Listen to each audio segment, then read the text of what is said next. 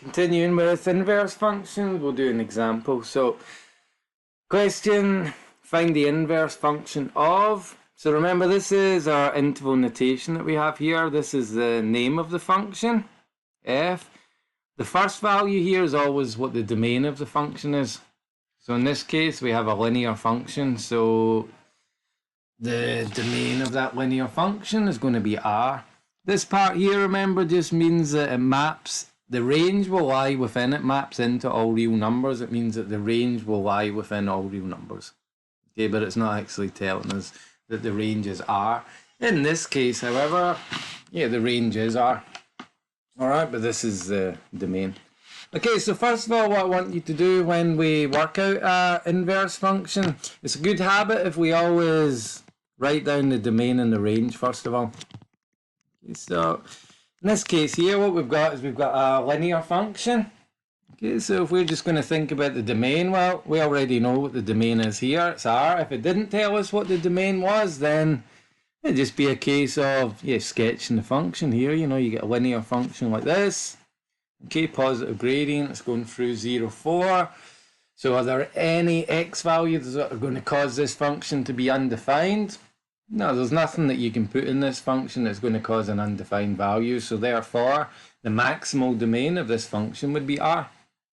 The range also, starting off at the y values at the bottom here, you're going down negative infinity, and the function's going all the way up to infinity. So therefore, the range would be R. So therefore, if I know what the domain and the range of my function is, I can therefore say what the domain and range of my inverse function is by understanding that the domain and the range interchange for the inverse function. Okay, remember again, that is because you're swapping the x and the y values. So the x values are the domain, the y values are the range. So if you swap that, the domain of the inverse is going to be the range of the original function. So in this case, that would be R. The range of the inverse, which is a y, is actually going to be the domain of the original. So that is R also. Okay, so how do we actually find the inverse? So again, for a linear one here, we should be able to say what the inverse function is. So in this operation here, the two operations that we're performing on x here is we're timesing by 5 and then we're adding on 4. Okay, so we're multiplying by 5 and then we're adding on 4. So the reverse of that operation would be to take away 4 and then divide by 5.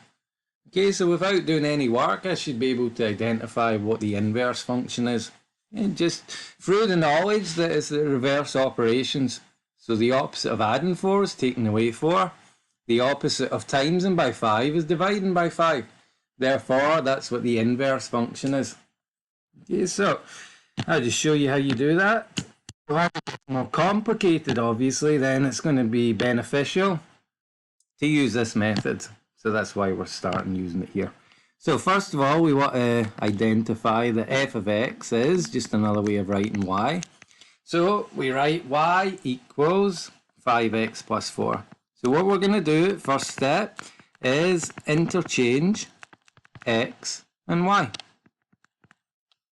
Okay, so if we do that, wherever we see y, we're going to write x. So this is going to become x equals, wherever we see x, we're going to write. So you're basically swapping the x and the y.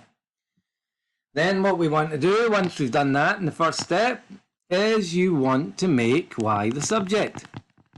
So when you make something the subject, it's basically going to be y equals. So we want everything off the right hand side apart from y. So first thing we're going to do is take away 4 from both sides. So we'll get left with 5y equals x minus 4.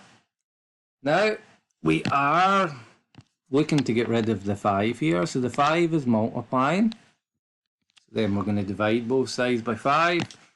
So then we get y is equal to x minus 4 divided by 5, as expected. So getting into good habits here, I would be expecting you to write this as a rule. Okay, so when it says find the rule of the inverse function, you'll be expected to write it in function notation. But I would always encourage you to always write it in function notation anyway. Alright, whether it says it or not. So, the name of my inverse function is going to be f to the minus 1. Okay. Then what I do next is I write down the domain. So I know from here, the domain is going to be r. I mean, you know that from the original function, but if you actually look at this function here, x minus 4 over 5, what is the domain of this function? Well, the domain of that function is all real numbers. So it works both ways. This maps into the range, so the range is somewhere within all real numbers. And then we write down what the inverse is. So f of minus 1 equals x minus 4 over 5. Viewing this question again, we can look at some interesting information here. So if we look at the f function here, what is the gradient? Well, the gradient of this function is 5. When we worked out our inverse function here, we have x on 5. So that's just like a fifth x. So the gradient here would be 1/5. So by using this linear function, you can see again that when you multiply these two gradients together, so when you do m1 times m2 here, you see it will give you positive 1.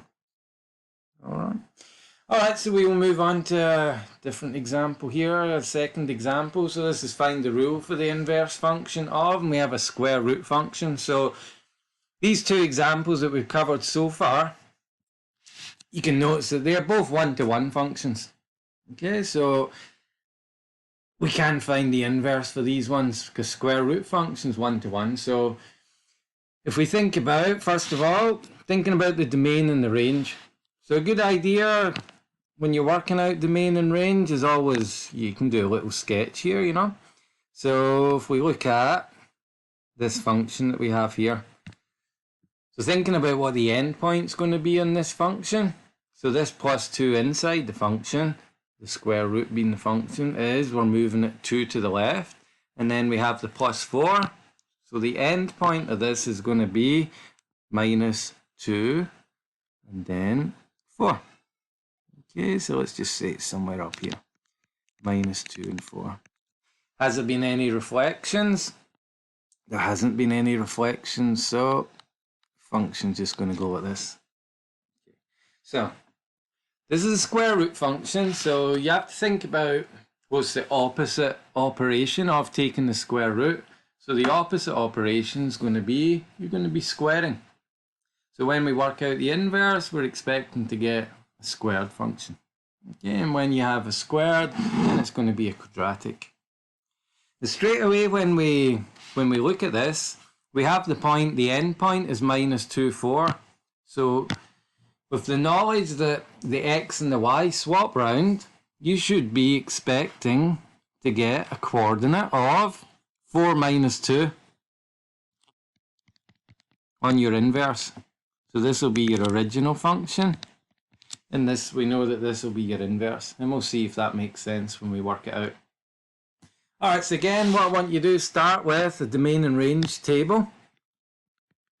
Okay, let's write down what the domain and the range is for our function that we're given here. So again, we've used interval notation here, so we can see that straight away we know that our domain is going to be -2 to infinity. If you look at what we've drawn over here as well, we can see that, remember, domain is the x values, so the first x value that's relevant for the function is -2. Last one would be infinite. Alright, so what would the range be? Well, the range, remember, is we're looking at the y values which are relevant for this function. The first y value that we have is 4, and the last one is going to be infinity. Okay, now it will include 4 because that is the endpoint, and it obviously includes the endpoint. So therefore, without doing any calculations here, we should be able to write down what the domain and the range is of the inverse function. Because, as you remember, the domain of the inverse function is, it's going to be the range of the original function. And the range of the inverse is going to take the values of the domain. So straight away we can see what the domain and the range of the inverse is before we even work it out. So that's also a good way there's quite a few advantages of doing this. Firstly is when you actually work out the inverse function, you can see what the domain and range is and if it's the same. Okay, so it's a good way of spotting a mistake. And later on, I'll do examples where it's imperative that you actually work this out because it helps you work out what the actual inverse function is. Okay, so if we can actually try and find it now. So what we're going to do is just understanding that y equals x plus 2 plus 4, right? Because g of x is just another way of writing y. So what we're going to do first of all is we're going to interchange x and y. Okay, so I'm just writing down x instead of y instead of x. Now what we want to do is we want to make y the subject. So the first thing that I'm going to do here is I'm going to move this plus 4. I'm going to move this plus 4 over to the other side, so I'm going to take 4 from both sides. Now what we want to do is we want to find out what y is. So we want to get rid of the square root. So what we're going to do here is square both sides. So if we square a square root, you'll understand that that will just remove it. So we'll have y plus 2. And then we square the right hand side. So what I would suggest you do is you leave it as a bracket. You don't need to write x squared minus 8x plus 16. It would be more useful to have it in this form. And then last step is we want to then get rid of the plus 2 here. So we're going to subtract 2 from both sides. And therefore, this is what our inverse function is going to be. Okay, so when we have this parabola here, okay, we just need to understand that when we're going to write this down, that if we just had this parabola, then the domain of this parabola would be all real numbers. However, because it's an inverse function, then we know that the domain of this parabola is 4 to infinity. Okay, so when we write this inverse function down using the function notation, so I'm going to write g of minus 1 to tell what the name is. I'm then going to write down the domain of the function. Now, the domain of this particular inverse function is 4 to infinity, and we know that because it comes from the range of the original function. Now, we write down what the function is. So g of minus 1 of x equals x minus 4 squared minus 2. Alright, now, if we have this parabola here, then we should be able to say what the turning point is going to be. So what we have is we have a minimum turning point at this minus 4 shifts it 4 place to the right, and this minus 2 moves it down. So interestingly, if we look at the graph you see here, we were expecting to have that point. So in fact, the end point of the square root function is actually going to be the turning point of the parabola. Now, this parabola is only going to exist for values between 4 and infinity. So basically what we've got is that's the turning point. It's a minimum one. So this parabola looks like this. And it's just this part here, you see. And then, so it's just like the right hand side of the parabola from the turning point. So, what we've also got here, you see, is if we look at the line y equals x. Okay. So if we're looking at this line y equals x, you see here that this point of intersection between the function and its inverse function is going to lie on the line y equals x. Okay, that's where it's going to lie. Okay, shift that a little bit. Alright, so this function will intersect its inverse at this point here, which is always on the line y equals x, right? That's because this is the only point where the x and the y values are the same. So when you interchange them, it's going to lie on both curves. Okay, the only coordinates, which will be the same on a function, and its inverse will be when the x and the y are both the same value. Okay. So what we can do is we can actually find out the point of intersection here. Okay, so up until now, finding out the point of intersection, what we would do is we would make g of x equal g of minus 1x. So what you could do is you get g of x, you make it equal to g of negative 1x, its inverse. So this is going to be x plus 2 plus 4. Okay, and that's going to equal x minus 4 squared minus 2.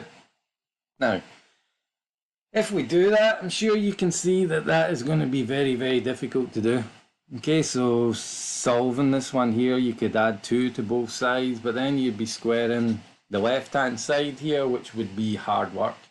So what we've got to do is we've got to be clever with this, and we've got to understand that where a function intersects its inverse is always in the line y equals x. So instead of making the function equal to its inverse, then what we're going to do instead is, if you just make one of them equal to y equals x, if you find out the point of intersection between one of the functions and y equals x, then that's a better way of working out what the point of intersection. So this way wouldn't be a good way. So we have two choices. We can either do, well, when g of x equals x, or we can do when you worked out the inverse, well, that equals x, because they are going to intersect in the line y equals x. So if you make the function equal y equals x, then that's a much easier way.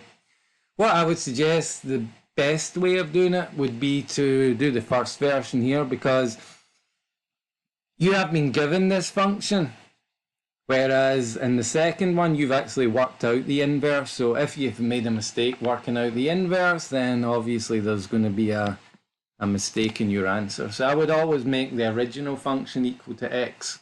Okay, so when you're always find the point of intersection, okay, so where the function meets its inverse, you're always going to make the first function equal x. So in this case, if we go in to do that, our function here is the square root of x plus 2 plus 4, and that is going to equal x. And you see this is a lot easier than making it equal to x minus 4 all squared minus 2. Okay, so this is going to be a lot easier. So the first step I'm going to do here is I'm going to subtract 4 from both sides, leaving the square root of x plus 2 is equal to x minus 4. I now want to square both sides to eliminate the square root. Okay, so we're going to square both sides. So when we square the left-hand side, what we're going to get is x plus 2. And then when we square this side here, I'm going to get x minus 4 squared. So in this case here, we are going to expand this, okay, because we want to solve this. So it's going to be x squared minus 8x plus 16.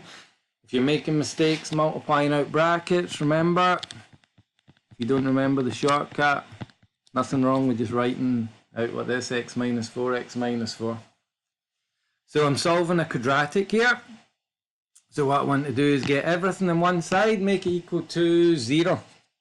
So I'm going to get everything onto the right hand side here to keep my x squared positive. Okay, so I'm going to take away x here, take away 2 here. Now, here we then end up with x squared minus 9x plus 14. And that is equal to 0. So solving this, we can use the quadratic formula, completing the square, but obviously try cross method first. So we get x and x. If we do 2 and 7, we know that they're both going to be negative. Okay, minus 2 times minus 7 is plus 14. When we add them together, we're going to get the minus 9. So this works out nice. We've got x minus 2, x minus 7 equal to 0. So therefore, x minus 2 equals 0. x equals 2. And x minus 7 equals 0, x equals 7. So what we have to do is just review our answers and make sure that they make sense. So if we look at x equals to 2 first of all. So if we go back to our domain and range table here, you see, first function, the domain is between -2 and infinity. Our inverse function, the domain is only between 4 and infinity. So therefore, would 2 be an answer? Well, 2 does not lie within the domain of the inverse function. Therefore, it can't possibly be an answer to where it intersects. So that means that when x equals 2, we'll have no solution.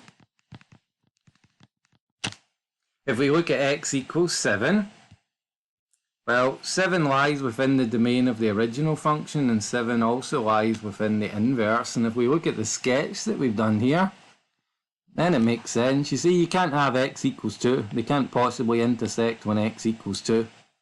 Okay, because it doesn't exist there, you know, the inverse doesn't exist. So that means that we're going to have the coordinate up here, which is going to be 7 something.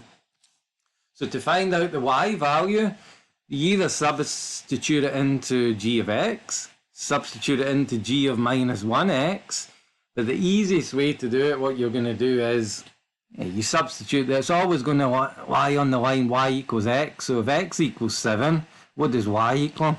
Well, it's going to be the same value.